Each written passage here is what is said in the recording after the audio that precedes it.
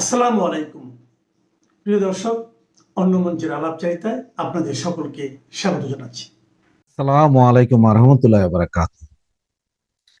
আপনারা যারা এই মুহূর্তে আমাকে শুনছেন বা পরবর্তীতে যারা শুনবেন, আমার রাজনৈতিক সহযোদ্ধা, আওয়ামী পরিবারের রাজনৈতিক নেতা কর্মী এবং তৃণমূলের কর্মী ভাই এবং বোনেরা এবং বাংলাদেশের আপামর জনসাধারণ, আজকে এই মুহূর্তে আমি যখন আপনাদের সামনে কথা বলছি তখন একটা ভারাক্রান্ত হৃদয় নিয়ে আসলে আপনাদের সামনে কথা বলছি। আপনারা সকলেই জানেন ইন্ডিয়ার যে পররাষ্ট্র মন্ত্রণালয়ের যে মুখপাত্র, তিনি বেশ কিছু শব্দ উচ্চারণ করেছেন আমাদের বাংলাদেশকে নিয়ে, যেটা আসলে পুরো দেশ, জাতি এবং বাংলাদেশের নাগরিক হিসেবে আমাদের সকলের জন্যই অপমানজনক। যেটা আপনারা গতকাল দুপুর 4টার পর থেকেই, বিকেল বেলা থেকেই বিভিন্ন পত্রপত্রিকায় পেপারগুলোতে আসা শুরু করেছে। ফেসবুকে অনেকে টুকটাক লিখেছেন, 2-4 জনে আপনার এটা নিয়ে কথাও বলেছেন ভিডিও। তা আমি চেষ্টা করেছি সব কে কি বলছেন বা কে কি আপনাদের সামনে উপস্থাপন করছেন এগুলো নিয়ে একটু বিশেষভাবে জেনে তারপরে কথা বলার জন্য। ভারত ইউনূস গভর্নমেন্টকে হুমকি দিয়েছেন। এটা হচ্ছে ডিপ্লোমেসিক কথাতে আপনার ভদ্র ভাষায় যেসব কথা বলে সেসব কথা নর্মালি আসে, কিন্তু আমাদের বাংলায় আমরা যেভাবে কথা বলি সেভাবে যদি বলি, ধরেন আপনাকে আমি কিছু বলবো, কোনো বিষয়ে আপনার সাথে দ্বিমত পোষণ করছে, রাগে যাও, তখন বেটা ঘুষি মেরা দাঁত ফালাই দিব, থাবড়ায় তোর গাল ফাটায় ফেলাবো, পাছার চামড়াল তুইলে নিব, এইভাবেই বলি, ঠিক আছে না? তো ডিপ্লোমেটিক্স ওয়েতে যখন কথাগুলো বলে তখন কিন্তু কথাটা আসলে ভাবধারাটা এরকমই হয় যে বেটা তুই মস্কারি করস, আমার বিরুদ্ধে উল্টাপাল্টা কথা বলস, এমন মারবো যে গুলি মারবো এখানে, লাশ পড়বে শ্মশানে, এই অবস্থা এই হিন্দি ছবির এটার মতো। তো দেখেন, আপনাদের একটা কথা আমি মনে একটু স্মরণ করাই দিলে সবচেয়ে বেটার হয়। এটা হচ্ছে যে যারা অবশ্য এই আপনার 96-এর 90-এও যাদের জন্ম, তারাও হয়তো এটা মনে রাখার কথা না, তারা জানবেনও না। 90-এর আগের যাদের জন্ম তারা জানবেন, যাদের বয়স 40-50 বছর হয়ে গেছে তারা কিন্তু এই বিষয়টা জানেন যে 96 সালে আওয়ামী লীগ সরকার যখন ক্ষমতায় আসে, ওই সময় প্রায় বছর 2 পরে যখন আপনার আমেরিকার সাথে আওয়ামী লীগের একটা দ্বন্দ্ব হয়, মানে আমেরিকান গভর্নমেন্টের সাথে বিভিন্ন বিষয় নিয়ে দ্বন্দ্ব হয়, তখন এই যে আপনার কাজের বুয়া মার্জিনা, তারপর আরো এরকম মানে অ্যাম্বাসেডার দেখে তো যা ইচ্ছা তাই বলে ব্যবহার করা, একদম সরকারের বিভিন্ন উচ্চ পর্যায়ের লেভেল থেকে। তার কারণটা শুরু হয় যে আমেরিকা বলছিল যে মানবাধিকার লঙ্ঘিত হচ্ছে আমাদের দেশে। ওই সময় গার্মেন্টস এর এক শ্রমিক নেতাকে আপনার র্যাব সম্ভবত মারছিল বা এরকম কিছু, এটা নিয়ে খুব হই হই রই রই পরে। তখন শেখ হাসিনা কিন্তু সরাসরি আমেরিকান প্রেসিডেন্টকে বলছিল যে আপনি আপনার দেশের কথা চিন্তা করেন, আপনার দেশে প্রতিদিন যেই হারে মানুষ মরতেছে, গুলি করে মানুষ মারা হচ্ছে, তা পুরো এশিয়ার ভিতরেও 1 মাসে এত মানুষ মারা যায়। সুতরাং নিজের দেশের মানবাধিকার ঠিক করো, এরপর আইসা আমার দেশ নিয়ে কথা বলতে। এই কথা শেখ মুজিবুর রহমানের কন্যা জননেত্রী শেখ হাসিনা, মানে বঙ্গকন্যা, সে বলতে পেরেছিল। ওই গার্ডস ছিল ভাই, মাজায় জোর ছিল যে আমি বলছি তোরে, যেটা সত্য সেটা বলছি, বাকিগুলো তো হুজুর হুজুর করে, নম নম নম করে। শেখ হাসিনা কিন্তু এটা বলে দিয়েছিল একদম মুখের উপরে। এরপরে কিন্তু আমেরিকা ক্ষোভে ছিল, চুপচাপ ছিল। ওকে, এর পরের বারের ইলেকশনে আওয়ামী লীগকে হারানো হইলো। 2008-এ আওয়ামী লীগ আসার পরে কিন্তু এই শুরু হইলো আবার আওয়ামী লীগের বিরুদ্ধে তাদের এই ডিপ স্টেটের খেলা। আর সেই খেলার এক পর্যায়ে শেখ হাসিনা বলছে দরকার হয় আমেরিকা যাবো না, কি হবে, তাহলে আমেরিকা না গেলে কি ভাত খাইতে পারবো না? তাই আমেরিকা বহু চেষ্টা করছে কিন্তু শেখ হাসিনাকে টলাইতে পারেনি। শেষ পর্যন্ত আপনারা তো জানেন যেটা করেছিল, সারা 2018 থেকে পয়সা করে পুরা ইহুদি নাসারা যা আছে সবাই মিলেই করছে। সে জায়গায় এইভাবে, আর বাংলাদেশ স্বাধীন হওয়ার পর থেকে কখনো কিন্তু এই ধরনের, গতকাল যেই কথাগুলা ইন্ডিয়ান এই পররাষ্ট্র মন্ত্রণালয়ের মুখপাত্র বলেছে, এই কথা আর কেউ আজ পর্যন্ত বাংলাদেশের ব্যাপারে বলেনি। পৃথিবীর আর কোনো দেশের ব্যাপারে কোনো দেশ বলছে কিনা তাও আমার কাছে সন্দেহ আছে। যদি কেউ জেনে থাকেন ভাই একটু প্লিজ আমাকে মেসেজ করে জানাই দিন যে না ভাই এই দেশ সম্বন্ধে বলা হয়েছিল এর আগে, একটু জানাবেন। তা কথাটা কি বলছে দেখেন, ওনারা ডিরেক্ট বলল যে তোমরা নিজেরা নিজেদের দেশের আইন শৃঙ্খলা উন্নতি করতে পারতেছ না, আইন শৃঙ্খলা মানবাধিকার বলতে কিছু নাই, সেই গন্ডগোলটাকে বলছো যে আমরাই উস্কাই দিছি, আমরা অস্ত্র দিছি, আমরা ওই দিছি সেই দিছি, এগুলো বলে তোমরা আমাদের ব্যাপারে বলছো। আর নিজের দেশের জনগণের নিরাপত্তা নিজেরা দাও, তোমাদের ভেতর থেকেই আছে এবং তোমরাই এগুলো করাচ্ছ। আর তোমাদের এই করানোর কারণেই আজকের এই কাহিনী। তোমরা নিজেরাই সামাল দিতে পারো না, সুতরাং আগে দেশ সামাল দাও, নিজেরা সামাল দাও, নিজেরা পারো, এরপরে অন্য কারো কথা বলতে এসো। মানে খুব কঠিন ভাষায় যে মানে তারা কন্ডেম করছে, তারা এটাতে জড়িত না।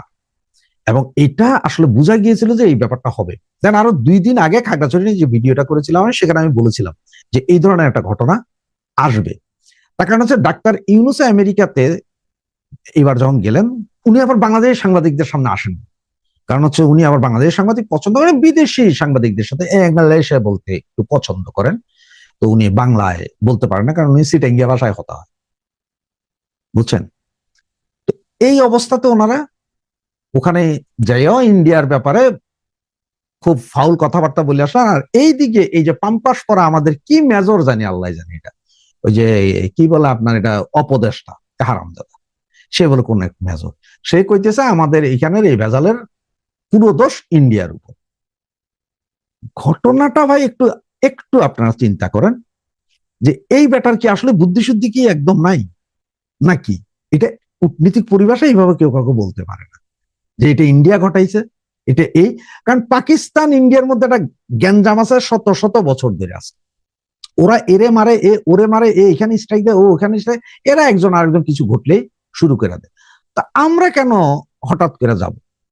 ডাক্তার ইউনূস এই যে ইন্ডিয়ান বিরোধিতা আমাদের বাংলাদেশের যেসব লোকজনগুলোর মধ্যে আছে তাদেরকে ভালোই ইউটিলাইজ করেছে। মানে যে কোরআন হাদিস পড়াইয়া পোলাপান্ডে যেরকম জঙ্গি বানান যায় সেম ওইভাবে বানায় নিছে। তবে এই সেনা কর্মকর্তা বা বিডিআর এর মেজর ছিল না, যারা আর্মির মেজর ছিল আল্লাহ জানে, এই অপদেষ্টা, তার কথাবার্তা শুনা আমি এখন সেলুট জানাইতে ইচ্ছা করে কারা জানেন?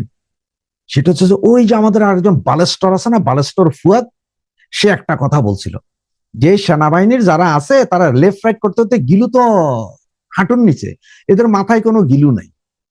ও বেটা সত্য কথাই বলছে, আসলেই যে গিলু নাই তা প্রমাণ পাওয়া যায় এই পাম্পাস পরা অপদেষ্টার।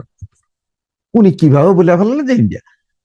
কাহিনী হচ্ছে যে এবং ইন্ডিয়া সরাসরি বলছে যে তোমাদের লোকেরা স্যাটেলাইটদের দিয়ে তোমরা উপজাতি যারা সংখ্যা লঘিষ্ঠ বা মাইনরিটি সম্প্রদায়ের মেয়েদেরকে তোমরা ধর্ষণ করাবা, আবার বলবা এটা নিয়ে আন্দোলন করলে, এটা নিয়ে চড়াও হইলে তোমরা বলবা যে আমাদের দোষ। বাংলাদেশ বলতে চাচ্ছে যে এখানে সেনা ক্যাম্প যদি থাকতো তাহলে হয়তো অনেক ভালো হইতো। ইন্ডিয়া, পাকিস্তান, নেপাল, ভুটান, চায়না সবাই সেনা ক্যাম্প রাখে, কিন্তু বাংলাদেশে এখানে সেনা ক্যাম্প অর্ধেক পাহাড়ে, আরো বেশি দরকার, এটা না হলে আসলে হয় না। এই আমরা এখানে সেনা ক্যাম্প দিতে গেলে সবাই চিল্লায় যে এখানে সেনা ক্যাম্প সরাও, তো সরাবে না রে ভাই। প্রথম যখন তোমরা স্যাটেলাইট, জিয়র রহমানের আমরা যখন স্যাটেলাইট ঢুকাতে শুরু করো তখনই তোমাদের সেখানকার সেনা মেজর বলেছিলেন যে প্রতিটা উপজাতির গর্ভে একটা করে বাঙালির সন্তান চাই। এখন আমার ঘরে এক্সাম্পল যে আমরা বাঙালি, আমরা যারা আছি তাদের যদি বলা হয় যে আমাদের সমস্ত বাঙালির পেটে একটা করে উপজাতির সন্তান দিতে হবে, তখন অবস্থাটা কেমন হবে? আপনি আমি মানবো ভাই? কেউ মানবে? কেউ তো মানবে না। এবং আপনারা আজ থেকে এই গত 54 বছরে, মাঝখানে 17 বছর বন্ধ ছিল, এই 54 বছরে এই পর্যন্ত প্রায় 250 ধর্ষণ কাণ্ড হয়েছে চাকমাদের উপরে, যেগুলো সব কিন্তু আমাদের স্যাটেলাররা করছে। কারণ আমাদের স্যাটেলাররা ওই যে চাকমা মেয়েরা তো দুধে আলতায় রং, সুন্দর দেখলে আমাদের ওই যে মাঝখানের নুদণ্ড তো দাঁড়ায়া যায়, ওইটা দাঁড়াই গেলেই শুরু হয়। তো এখানে আমাদের বরিশালের ভাষায় একটা কথা আছে যে এই এটা কথাটা এরকম বলে ওরা যে ধন খারাইলে বুদ্ধি নাশ, গরু চুইদা সর্বনাশ।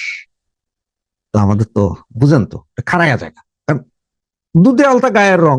কারণ আমাকে সেটেলার যারা আছি বা আমরা বাঙালি যারা, তারা কোনোটা কাল্লা, কোনোটা ল্যাংড়া, বয়রা, আতুর, এই সেই বিভিন্ন জাতি উপজাতি মিক্স। আমাদের তো কোনো ইয়ে নাই। চাইনিজদেরকে দেখবেন একই রকম, কোরিয়ানরা একই রকম, সব একই রকম, ওদের চেহারা। আমাদের তো বাঙালিরা মানে মিক্স আমরা। এখন চাকমা উপজাতি এরা তো সব সুন্দর, এদের সব দেখতেই খুব সুন্দর লাগে। ইয়াং ইয়াং মেয়ে, 10-12 বছরের মেয়েরা দেখলে তো আমাদের এই মানদণ্ড খারাইয়া যায়, বাস আমরা ওই যে গরু সিজা সর্বনাশ করে। এই হচ্ছে কাহিনী। এদিকে হিউম্যান রাইটস, এই যে আজকে যে ইন্ডিয়া এটা বলার মতন সাহস বা শক্তি কোত্থেকে পেল, সেটা পেয়েছে এইখান থেকে যে হিউম্যান রাইটস বলছে যে গত 9 মাসে 984 জন, হিসাবটা রাখেন, 984 জন ধর্ষিত হয়েছে বাংলাদেশে গত 9 মাসে, গত 9 মাসে। আর তার মধ্যে 350 বা 55টা শিশু ছিল যারা ধর্ষণ, এবং 286টা বলাৎকার হয়েছে বাংলাদেশ গত 9 মাসের কাহিনী এগুলো। এবং হত্যা করা হয়েছে এই পর্যন্ত প্রায় 1,500 লোককে গত 9 মাসে। তো বাংলাদেশের পরিস্থিতি যে খারাপ, এটা তো আমরা বাঙালিরা যেমন চিল্লাইতেছি সবাই, সেটা তো সারা বিশ্ব জানতেছে, সুতরাং ইন্ডিয়াও জানতেছে। সুতরাং ইন্ডিয়ার বলতে সমস্যা কোথায়? কারণ আপনার দেশে তো ধর্ষণ, চুরি, রাহাজানি, বলাৎকার, হত্যা, খুন সবই আছে, সুতরাং ইন্ডিয়া বলবেই, ইন্ডিয়া বৃহৎ শক্তি, সে বলবেই। আজকে দেখেন এই বেটার এই কথার পরে, এই অপদেষ্টার এই কথার পরে ইন্ডিয়ার আরেকজন আজকে সমর বিশেষজ্ঞ, আমি নামটা ভুলে গেছি কিন্তু খুব পপুলার, সে বলছে ইন্ডিয়া একটা পরাশক্তি, সুতরাং ওর পরাশক্তির পাশে ছোট একটা দেশ, তারে ইন্ডিয়া ঠেকাইতে পারবে না, এটা হয় না। ইন্ডিয়ার উচিত ঠুকাই, মানে ইন্ডিয়া, এই হিন্দিতে ঠুকাই, ঠুকাই মানে আমরা কই না যে মানে এই যে একদম হোগা মেরে দো, ওদের ঠুকাই করে দো, একদম চিটাং থেকে শুরু করে ওই অঞ্চল পুরোটাতে ঠুকাই মাইরা দো, তারা বলতেছে। কারণ ইন্ডিয়া, একটা কথা বলি আপনাদের, ইন্ডিয়া আমাদের দেশের সরাসরি কামান্ড, ট্যাঙ্ক, বিমান নিয়ে যুদ্ধ করবে না, কারণ 20,000 জনগোষ্ঠীর দেশ, বহুত বেজাল্লা দেশ, এটারে কেউ নিবে না। তবে এমন কাম করে দিবে আমরা দেশ টুকরা টুকরা হয়ে যাবে। আর সেটা হবে হচ্ছে যে এই যে আমাদের যে অপদেষ্টা ডাক্তার ইউনূস আছে, এদের কারণে। এখন ডাক্তার ইউনূসকে দেখেন, আমি আপনাদেরকে এখন বলছি গ্যারান্টি দিয়ে 6 মাসের বেশি ডাক্তার ইউনূস থাকবে না। এই 6 মাসের ভিতরে ডাক্তার ইউনূসের বিদায় হবে যে কোনো দিন, যে কোনো মুহূর্তে আপনাদের চলে যাচ্ছে। তবে সে যাওয়ার আগে আমাদের দেশের ভিতরে এই যে যা করে গেল, 500টা দেশের সাথে যেই ভেজালটা করাই দিয়ে গেল, এইটার হয়তো আমরা আর কোনোদিন সামাল দিতে পারবো না। যে আমি আগের ভিডিওতে বলেছিলাম যে সামাল দেওয়া খুবই কষ্ট। খালেদা জিয়াকে নিয়ে খুব একটি কথার চর্চা হচ্ছে এখন। খালেদা জিয়া আপসহীন নেত্রী ছিলেন, আপসহীন। উনি একবার যেটা বলেছেন তো বলেছেন, দ্যাটস ইট, একেবারে মিলিটারি অর্ডারের মতো, এটা মানতেই হবে। বিএনপির অনেক নেতারা এটা ছড়াচ্ছেন আরো বেশি বেশি করে, যে আপসহীন নেত্রী। আমি এর সাথে এগ্রি করি না।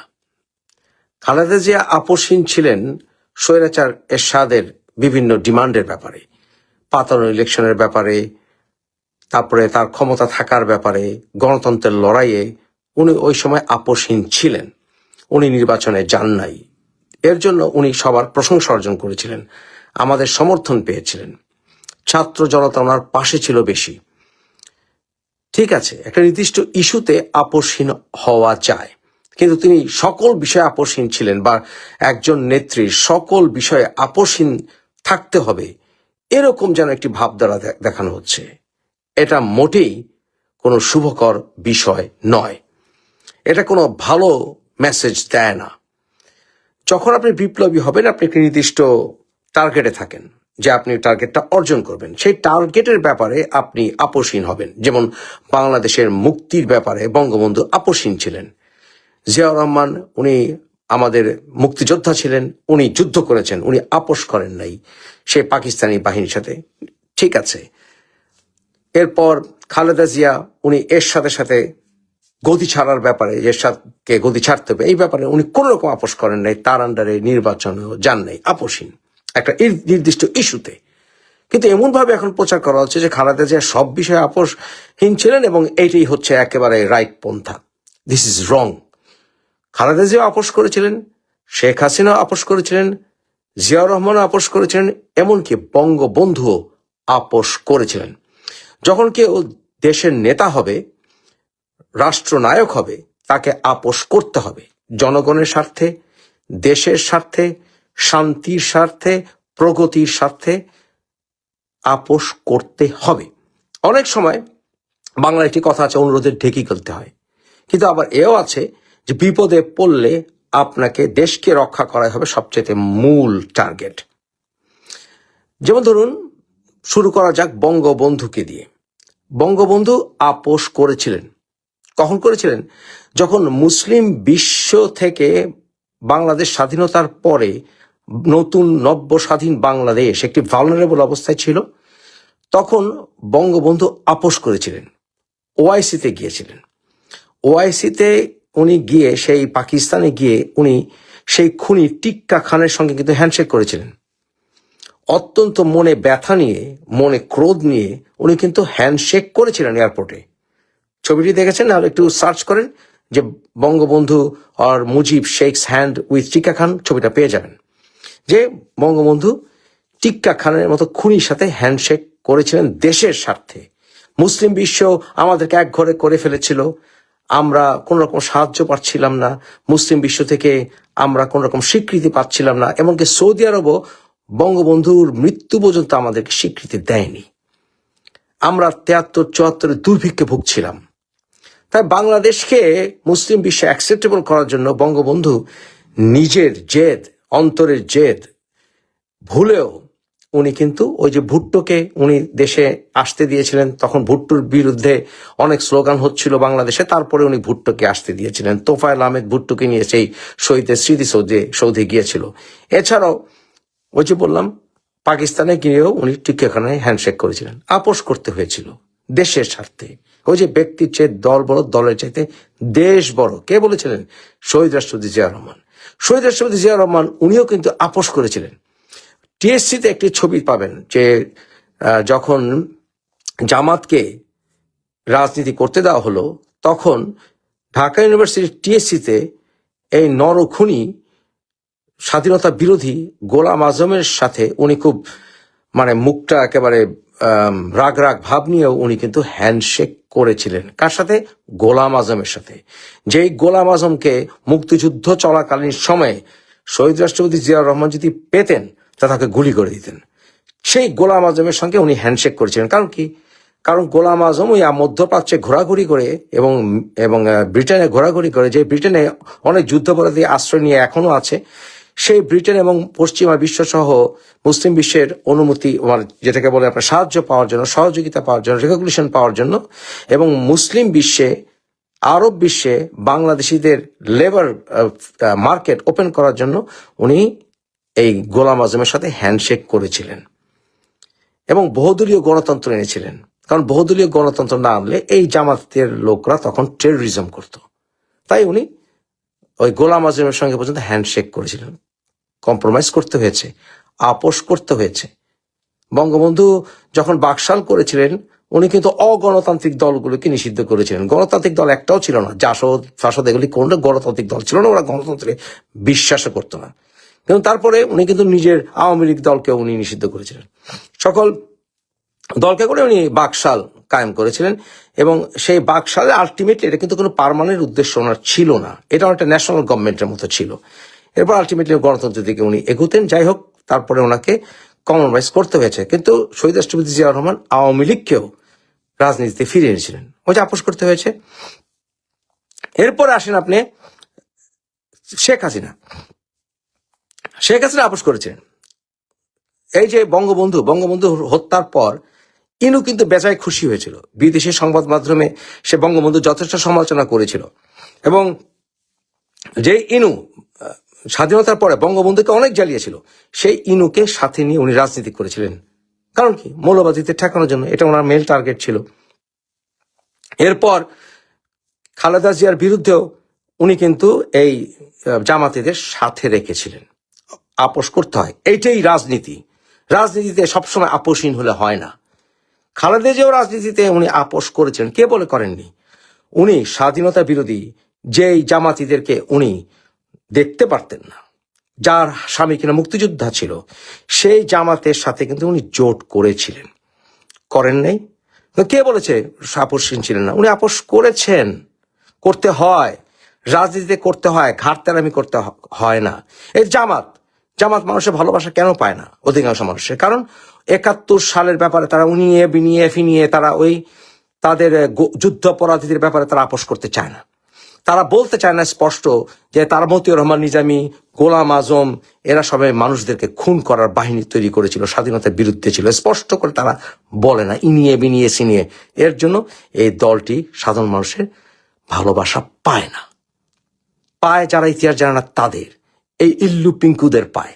আমরা যারা পড়াশোনা করি, আমরা যারা ইতিহাস ঘাঁটি, তাদের ভালোবাসা পায় না। তাই আপোষহীন বিষয়টা বাদ দিয়ে দেন, আপোষ করতে হয়, বিপ্লবের সবে না করলে হয়। এবং আমার মতো আমরা যারা বিপ্লবী, আমরা রাজনীতি কেন করতে চাই না? কারণ রাজনীতি করতে গেলে ভাই আপোষ করতে হয়, এটা পারি না। কোনো দলকে ছাড় দিতে পারি না, কোন নেতাকেই ছাড় দিতে পারি না। ভুল করলে নিজের দলের নেতাকেও সমালোচনা করি, নিজের দলকেও সমালোচনা করি, আপোষ করতে পারি না। এর জন্য রাজনীতিবিদ হলে আপোষ করতে হয়।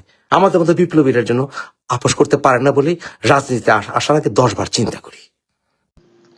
সম্মানিত দর্শক, বেগম খালেদা জিয়ার জানাজায় উপস্থিত ছিলেন দক্ষিণ এশিয়ার একাধিক দেশের উচ্চ পর্যায়ের প্রতিনিধিরা। একটি কাগজে দেখলাম প্রায় 32 জনের মতো এসেছেন। কিন্তু সবচেয়ে বেশি আলোচনা চলছে ভারতের পররাষ্ট্রমন্ত্রী এস জয়শঙ্করের বাংলাদেশ সফর নিয়ে। অনেকেই প্রশ্ন তুলেছেন, জয়শঙ্কর ঢাকায় এলেন কিন্তু অন্তর্বর্তী সরকারের প্রধান উপদেষ্টা মোহাম্মদ ইউনূসের সঙ্গে সাক্ষাৎ করলেন না, কেন করলেন না? এটা কি নিছক সময়ের অভাব, নাকি ঢাকা দিল্লির সম্পর্কে নতুন কোনো বার্তা দিয়ে গেলেন জয়শঙ্কর? সুপ্রিয় দর্শক, আপনারা জেনেছেন যে খালেদা জিয়ার প্রতি শেষ শ্রদ্ধা জানাতে বাংলাদেশে এসেছেন ভারত, পাকিস্তান, নেপাল, ভুটান, শ্রীলঙ্কা এবং মালদ্বীপের প্রতিনিধিরা। এর মধ্যে পাকিস্তানের পার্লামেন্টারি স্পিকার, নেপালের পররাষ্ট্রমন্ত্রী, এই দুজন প্রধান উপদেষ্টা মোহাম্মদ ইউনূসের সঙ্গে আনুষ্ঠানিকভাবে বৈঠক করেছেন। কিন্তু কোনো বৈঠক হয়নি ভারতের পররাষ্ট্রমন্ত্রীর সঙ্গে। এটাই আসলে আলোচনার মূল বিষয়। কারণ বাংলাদেশের সঙ্গে ভারতের সম্পর্কের, কূটনৈতিক সম্পর্কে যে টানাপোড়েন, সেই প্রেক্ষাপটে অনেকেই এমনটি মনে করেছিলেন, যদি দেখা হয়, যদি বরফ গলবার কোনো পথ তৈরি হয়। জানা গেছে যে সরকারের তরফ থেকে চাওয়া হয়েছিল যে যেন একটি বৈঠক হয়। যাই হোক, সেটি নিয়ে আমি একটু পরেই আলোচনা করছি। প্রিয় দর্শক, দেখা যাক যে এই বিষয়টি নিয়ে আমাদের সরকার কি বলেছেন। পররাষ্ট্র মন্ত্রণালয়ের বক্তব্য যদি ধরি, মানে তারা বলছে যে এই সফর ছিল সংক্ষিপ্ত এস জয়শঙ্করের এবং মূলত শোক প্রকাশের জন্যই, শ্রদ্ধা নিবেদনের জন্যই এসেছিলেন এস জয়শঙ্কর।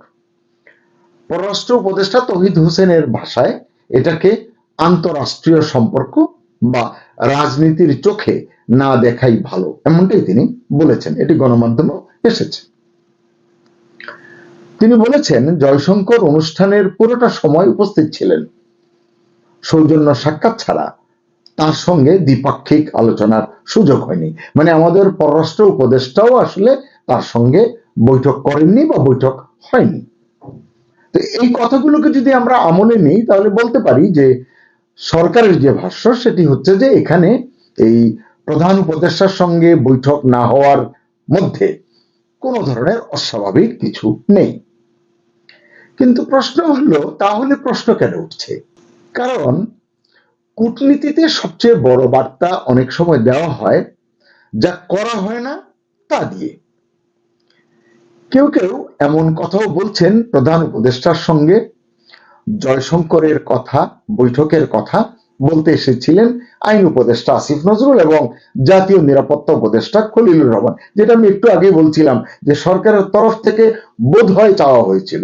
আবার এমনও কেউ কেউ বলেন হয়তো সরকারের তরফ থেকেই চাওয়া হয়নি বা সময় করা যায়নি, আবার জয়শঙ্করের দিক থেকেও সময় হয়নি।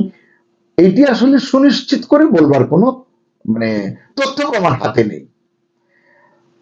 আইন উপদেষ্টা আসিফ নজরুল এবং জাতীয় নিরাপত্তা উপদেষ্টা খলিলুর রহমান, তারা দুজনেই জয়শঙ্করের সঙ্গে বৈঠক করেছেন, আলোচনা করেছেন।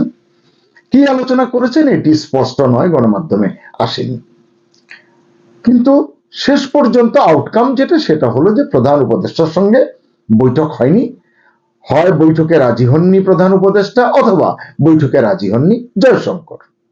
মূলত এখানেই সকল জল্পনার শুরু। আন্তর্জাতিক সম্পর্ক বিশ্লেষকদের একাংশ মনে করছেন, কেউ কেউ বলছেন ভারত এই সফরের মাধ্যমে একটি দ্বৈত বার্তা দিয়েছে। আপনারা তো জানেন যে শেখ হাসিনা সরকারের পতনের পর থেকে বাংলাদেশে গঠিত অন্তর্বর্তী সরকারের সঙ্গে ভারতের সম্পর্ক খুব একটা ভালো যাচ্ছে না, বিশেষ করে কূটনৈতিক সম্পর্ক একেবারে তলানিতে এসে পড়েছে। সেরকম একটি প্রেক্ষাপটে যখন এস জয়শঙ্কর ভারতের পররাষ্ট্রমন্ত্রী এসেছেন, এর নানাবিধ দিক থাকতে পারে, নানান রকম আলোচনা এটি নিয়ে হতে পারে। একদিকে দেখা যেতে পারে যে খালেদা জিয়ার মৃত্যুতে ভারত রাষ্ট্রীয়ভাবে শ্রদ্ধা জানিয়েছে, জানানোর জন্য তাদের উচ্চ পর্যায়ের প্রতিনিধি পাঠিয়েছে। ভারতের প্রধানমন্ত্রী নরেন্দ্র মোদীর শোকবার্তা এবং পররাষ্ট্রমন্ত্রী জয়শঙ্করের উপস্থিতি সব মিলিয়ে এটা ছিল একটা ইতিবাচক জেস্টার, এটি আমাদের পররাষ্ট্র উপদেষ্টাও বলেছেন। অন্যদিকে বর্তমান অন্তর্বর্তী সরকারের সঙ্গে সম্পর্কের শীতলতাও লুকানো থাকেনি, এটিও আসলে প্রকাশ্যে চলে এসেছে। ওই যে দেখা হয়নি, এটি নিয়ে এক পক্ষ বলবার সুযোগ পাচ্ছে, সেটিকেই ধরেই আমরা আলোচনাটি করছি। এমন প্রশ্নও উঠছে ভবিষ্যতের দিকে তাকিয়ে আছে দিল্লি।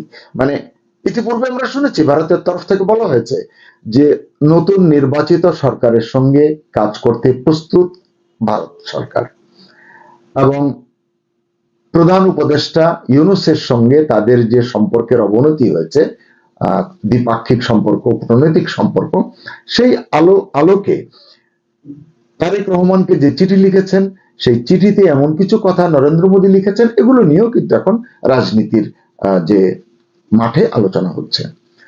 বিশ্লেষকদের কেউ কেউ বলছেন যে বাংলাদেশে যেহেতু সামনে জাতীয় নির্বাচন এবং ভারত যেহেতু আগে থেকেই বলেছে যে তারা নির্বাচিত সরকারের সঙ্গে কাজ করবার জন্য মুখিয়ে আছে, অপেক্ষা করছে, সে কারণে যে ভারতের দৃষ্টি বর্তমান অন্তর্বর্তী সরকারের দিকে নয়, তার মনোযোগ এদিকে নয়, বরং ভবিষ্যৎ রাজনৈতিক বাস্তবতার দিকে। যারাই নির্বাচিত হয়ে আসবে ভারত সরকার তাদের সঙ্গে কাজ করবে, কারণ দুই প্রতিবেশী দেশ দ্বিপাক্ষিক কূটনৈতিক সম্পর্কে ইতিবাচকভাবে সামনে এগিয়ে যেতে চায়, এটি কিন্তু স্পষ্ট। নরেন্দ্র মোদীর শোকবার্তায় তারেক রহমানের নেতৃত্ব নিয়ে আলাদা করে যে উল্লেখ করা হয়েছে, এটি নিয়েও অনেকে অনেক কথা বলছেন, অনেকে অনেক ইঙ্গিত খুঁজছেন। নতুন সূচনার কথা বলা হয়েছে, নেতৃত্বের কথা বলা হয়েছে, এসব কথা খুবই ইঙ্গিতবাহী বলছেন বিশ্লেষকরা। অনেকে মনে করছেন যে এটি এরকম একটি ধারণা দেওয়ার চেষ্টা যে বিএনপি হয়তো সামনে ক্ষমতায় আসবে। আসলে এরকম একটি পর্যায়ে আপনি বলুন, যখন চিঠি লিখতে হয় আপনার নেতৃত্বে বা আপনার দলের নেতৃত্বে, দলের মধ্য দিয়ে মাধ্যমে যে সামনের দিকে গণতন্ত্র এগিয়ে যাবে, বাংলাদেশ এগিয়ে যাবে, এই কথাগুলো বলতে গেলে এভাবেই তো বলতে হবে। অন্য কি শব্দগুচ্ছ আছে আমার অন্তত জানা নেই। তাই এটিকে আমি সেভাবে অত সিরিয়াসলি দেখছি না, কিন্তু অনেকে মনে করছেন ভারত ইঙ্গিত দিচ্ছে যে বিএনপি হয়তো সামনে ক্ষমতায় আসবে। এর নানান সমীকরণ কিন্তু আছে। আবার যেটি আমি বললাম, অনেকেই বলছেন সবকিছু নিয়ে এত অতিরঞ্জন ভালো নয়, মানে একেবারেই ক্ষমতায় চলে এসেছে, নির্বাচন এখনো দূরে, নির্বাচন হয় কিনা সেটি নিয়ে প্রশ্ন, তাই এগুলো নিয়ে কথা বলা ঠিক না।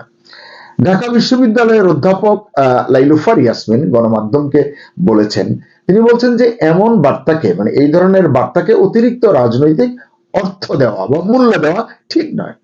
তার মতে সময়, প্রোটোকল এবং সফরের ধরন সবকিছু মিলিয়ে আসলে বিষয়টি দেখা উচিত। সত্যিই তাই, তাহলে এটি নিয়ে আসলে অত তর্ক জমবে না। অর্থাৎ এটা নিশ্চিত করে বলা যাচ্ছে না জয়শঙ্কর ইচ্ছাকৃতভাবে ইউনূসের সঙ্গে দেখা করেননি, অথবা ইউনূস ইচ্ছা করে জয়শঙ্করকে এড়িয়ে গেছেন, এটি কিন্তু বলা যাচ্ছে না। তাহলে এই প্রেক্ষাপটে আমরা কি বুঝবো, সাধারণ জনগণের জন্য কি বার্তা? আমরা কি একটু দেখবো না যে এই সফর কি ঢাকা দিল্লির সম্পর্ক মেরামতের প্রথম ধাপ ছিল কিনা? একেবারেই শীতল সম্পর্কের মধ্যে জয়শঙ্করের এই আগমন কিছুটা হলেও সম্পর্ক মেরামতের উদ্যোগ কিনা, নাকি বর্তমান সরকারকে পাশ কাটিয়ে ওই যে বললাম ভবিষ্যতের দিকে তাকানোর ইঙ্গিত সেটি ভারত দিতে চেয়েছে? সুপ্রিয় দর্শক, আসলে এইসব প্রশ্নের স্পষ্ট কোনো উত্তর কিন্তু এখন দেওয়া সম্ভব নয়, কিন্তু এটুকু পরিষ্কার, এই সাক্ষাৎ না হওয়াটাই সবচেয়ে বেশি প্রশ্ন তৈরি করেছে। প্রিয় দর্শক, আপনার কি মনে হয় জয়শঙ্করের সঙ্গে ইউনূসের সাক্ষাৎ না হওয়া কি নিছক কাকতালীয়, নাকি কূটনৈতিক হিসাবেরই অংশ? কমেন্ট সেকশনে আপনার বিশ্লেষণ লিখুন। ভালো থাকুন, নিরাপদে থাকুন।